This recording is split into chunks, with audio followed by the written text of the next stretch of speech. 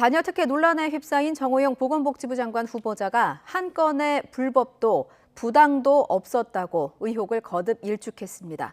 윤 당선인 측은 지명철에는 없다는 기조를 고수하고 있는데 법적 책임을 넘어서 도덕성까지 보겠다며 미묘한 기류 변화를 보였습니다. 박석영 기자가 보도합니다. 출근길에 오른 정호영 복지부 장관 후보자. 갈수록 커지는 자녀 특혜 논란과 관련해 어떤 불법 부당 행위도 없었다면서 필요하다면 직접 조사받겠다는 뜻을 거듭 밝혔습니다. 모두 사실이 아니거나 문제가 없는 것으로 확인되고 있습니다. 저는 자녀들의 문제에 있어 단 한 건도 불법이거나 도덕적으로 부당한 행위를 한 적이 없습니다. 자진 사퇴론에 선을 그었던 윤석열 당선인 측은 여전히 청문회를 지켜보겠다는 입장이지만 기류는 다소 달라졌습니다.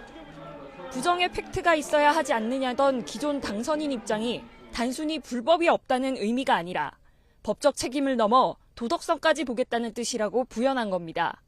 법적인 어떤 그 책임을 넘어서 도덕성까지 더 한 차원 높은 차원에서 국민의 눈높이에 맞지 않는 사안이 혹은 있는지 없는지에 대해서 언론과 국민과 함께 지켜보고 있다라는 말씀을 다시 한번 드리겠고요.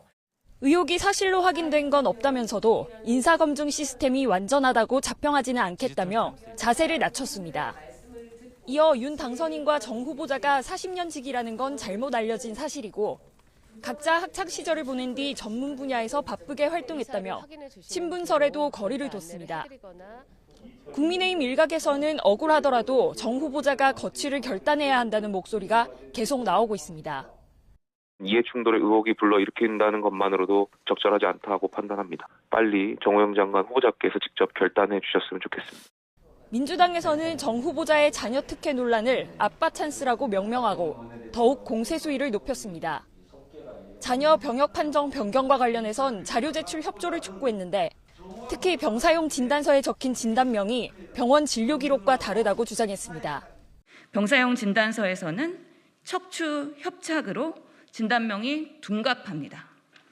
두 번째로 병사용 진단서에 기록되어 있는 요추 6번은 실제로 존재하지 않습니다.